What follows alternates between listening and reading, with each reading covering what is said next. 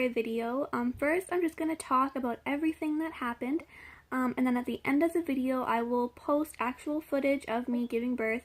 Don't worry, you don't see anything. It's at an angle where you don't see anything.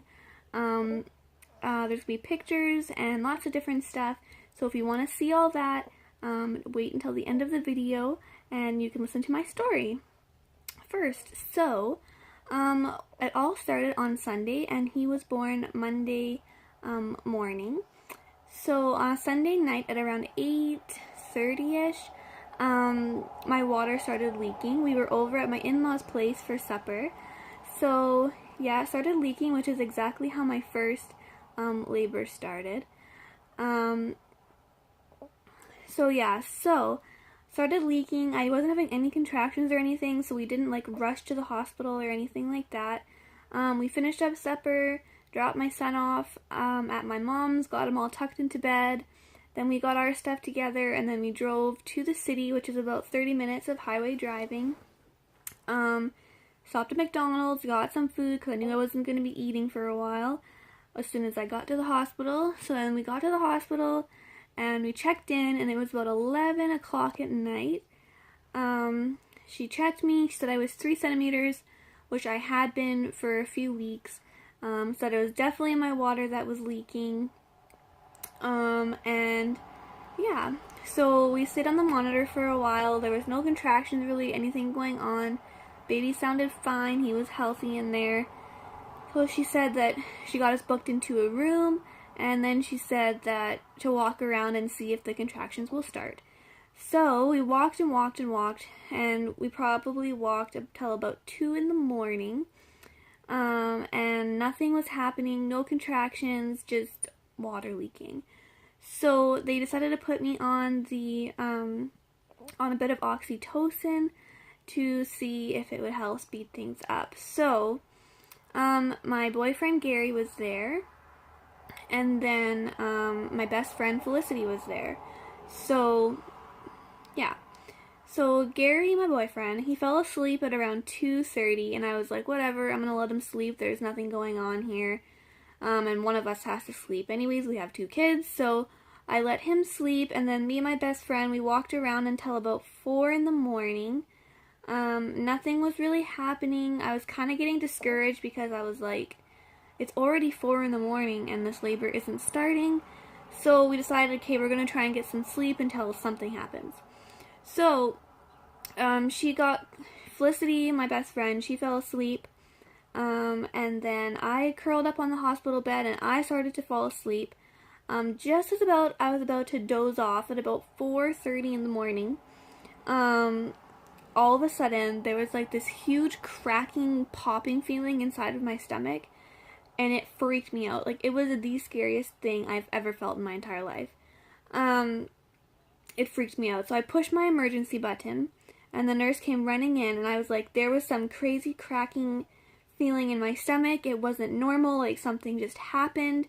And she was like, okay, well, maybe it was your water breaking or something. And I'm like, well, there's nothing coming out of me, so I don't know what that was. Like, I thought something seriously had, like, gone wrong. I'm like, I'm just gonna get up and go to the bathroom. So I got up and walked to the bathroom, and as soon as I sat down on the toilet, all of the water just poured out of me. Like, my water completely broke, and everything came, like, piling out. It was a lot of stuff. So anyways, so I was like, okay then. So I walked out of there, and I was like, well, my water broke. So she's like, oh, okay, well, good. Things will probably start, moving along, and I already started to feel a bit crampy, so I was like, okay, things are gonna start going here. So I was kind of sitting in the bed, and I'm like, I won't make them up until, they need to be woken up. So I was like, I'll just try and relax a bit until things start moving along. And then about 20 minutes later, I was in excruciating pain. I woke everybody up. I'm like, okay, it's time to get up. I am dying here. I'm in a lot of pain.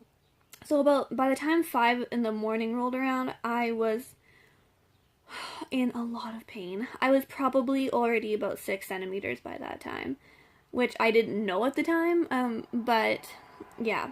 So things started moving along very quickly. By 5:30, I was asking for gas and air, which was actually pretty cool. I didn't try that my first time around, but this time I did, and I actually really liked it.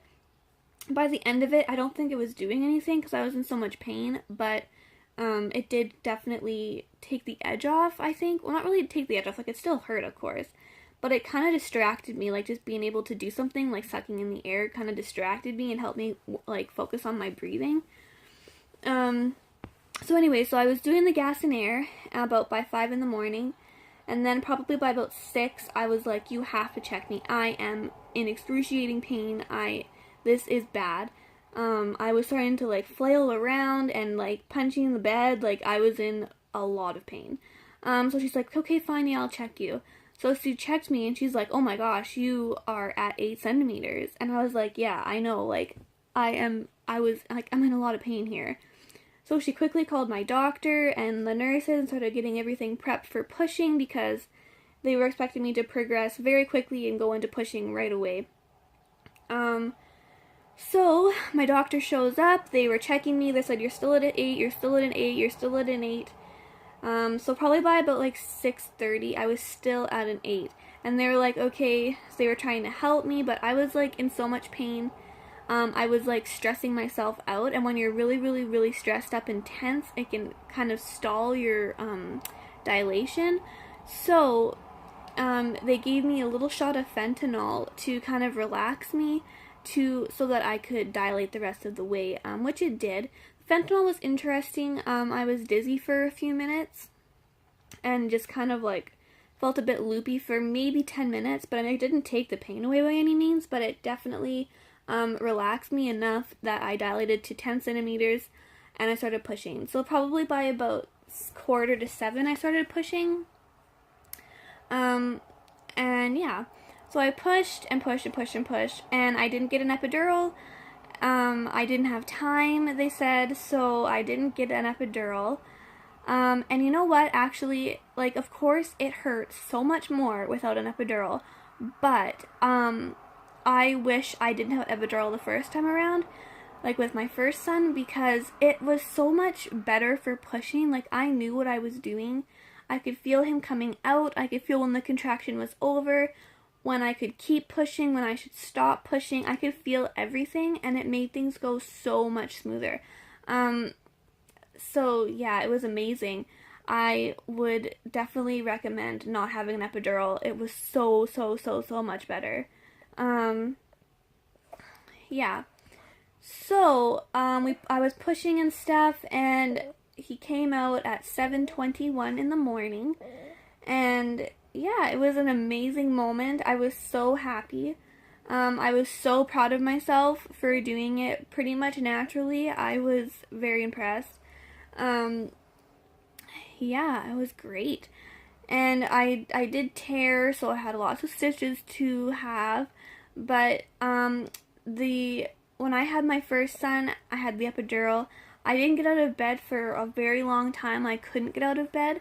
But this time around, probably about an hour after I had him or so, after everything was cleaned up and everything, I was up, went to the bathroom, got my IV out, like everything was great. I had visitors coming in and I was eating and everything was like perfect. It was so good, and he was such a good baby. The first little while, he hardly cried. He was really good. He did cholesterol feed the first night, but, so I didn't get a lot of sleep.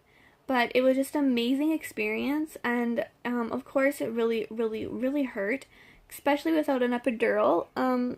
But I would do it like that again in a heartbeat. The experience was absolutely amazing. The pushing was amazing, and I had a very sense of accomplishment when I was done not having the epidural. So yeah, highly recommend skipping out on the epidural and using gas and air, maybe having a shot of fentanyl or something before you push or whatever, but it was a great experience. So yeah, I'm going to post some pictures. I'm going to post the video so you can see everything.